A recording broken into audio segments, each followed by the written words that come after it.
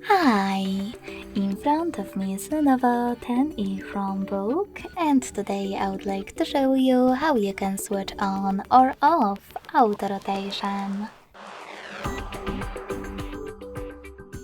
First of all, you need to click on this button with a clock, your Wi-Fi status and battery level.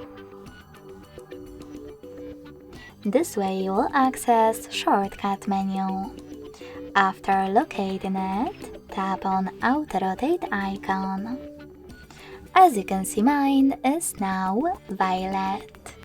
That means that auto rotation is enabled, but you can always disable it by hitting the same shortcut again. Thanks so much for watching. If you enjoyed this video, smash that like button, comment and subscribe. Bye!